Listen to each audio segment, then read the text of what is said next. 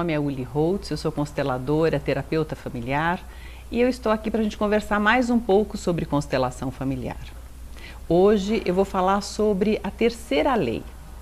No programa anterior eu falei sobre as outras duas leis, pertencimento e hierarquia, e hoje eu vou falar para vocês um pouquinho da terceira lei, que é o equilíbrio entre o dar e o tomar. E se vocês tiverem interesse, vocês podem procurar no YouTube ou em Máximo Comunicação, em TV Com, no YouTube também esses outros vídeos, que se vocês tiverem interesse de assistir. Então hoje nós vamos falar sobre a lei do equilíbrio entre o dar e o tomar. E do que trata esta lei? Esta lei é também, assim como as demais leis, uma lei que atua sobre os nossos relacionamentos, quer nós tenhamos consciência disso ou não. E a lei do equilíbrio, ela tem algumas nuances.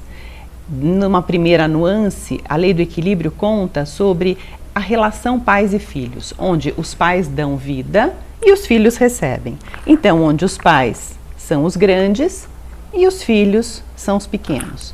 Os filhos tomam dos pais a vida que receberam deles. E os nossos pais, por sua vez, são os pequenos em relação aos pais deles, que são os grandes. Então, essa via é uma via de mão única, porque por mais que um filho queira retribuir aos pais o tudo que ele recebeu deles, a vida, isso é impossível. Os filhos, como é que eles conseguem, digamos, compensar isso de uma certa forma? Passando vida adiante nos próprios filhos. Então, quando esses filhos crescem,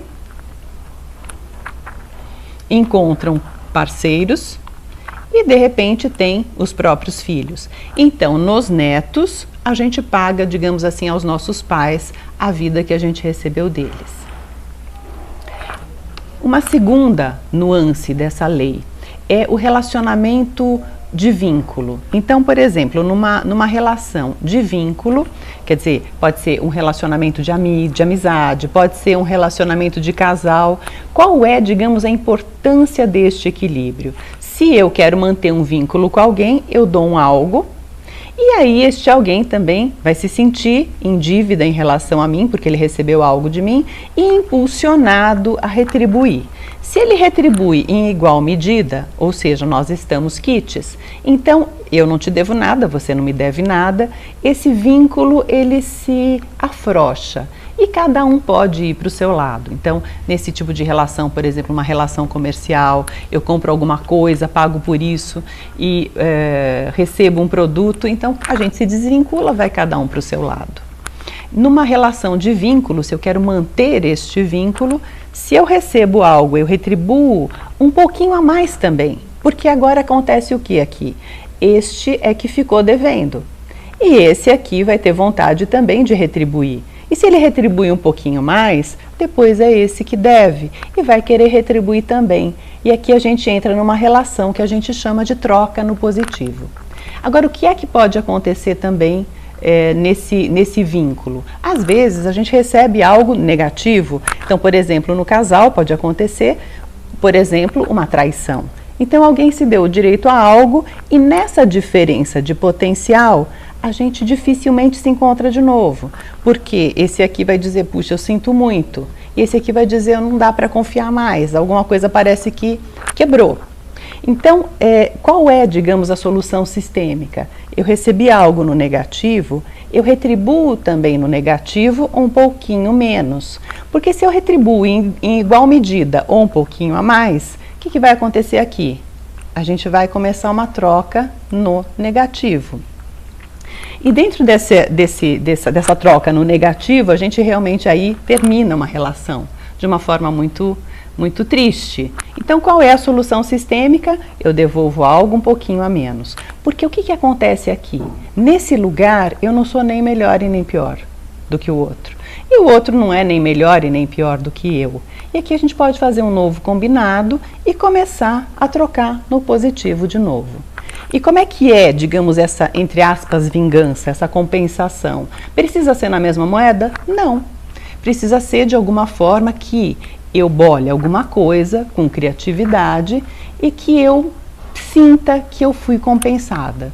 Por exemplo, teve uma moça que eu atendi e que ela me contou, né, quer dizer, eu atendi, na verdade ela fez um curso comigo e ela me perguntou, ela falou, olha, isso aconteceu comigo, agora eu Meu marido, ele deixava o cartão de crédito dele comigo para as compras da casa, e depois que eu soube disso, eu dei uma exagerada, digamos assim. Eu comecei a comprar algumas coisas para mim, eu me dei o direito a algumas coisas que eu nunca tinha me dado antes, e ele nunca falou nada. Eu fiz isso durante 2 anos.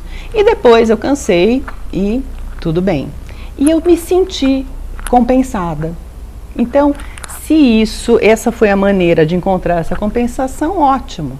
Agora, cada um vai encontrar uma forma de compensar isso, e nesse ponto a gente pode fazer de novo um novo combinado e começar a trocar no positivo de novo.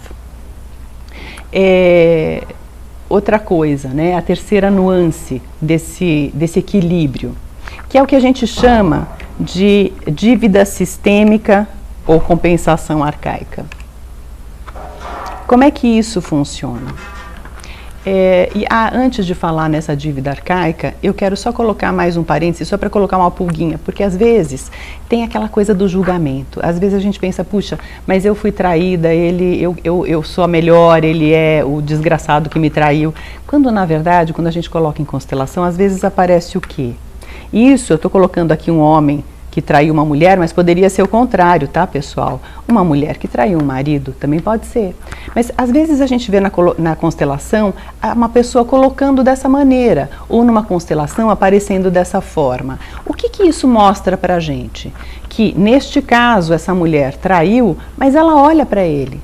Ele é que não está disponível, como se ele não tivesse olhos para ela. E aí de repente aparece alguém na vida dela, e ela tem um caso, por exemplo. Poderia ser o contrário também, quando ele olha para ela, mas ela não está disponível. E de repente aparece aqui uma mulher aqui na vida dele, e ele tem um caso, e depois, quer dizer, percebe que essas nuances desse trabalho a gente só percebe mesmo quando a gente coloca em constelação. Antes, a gente não saberia. Quer dizer, para onde o amor dessa mulher olha, que ela não tem olhos, que ela está de costas para esse relacionamento. E às vezes a gente está de costas para os filhos também.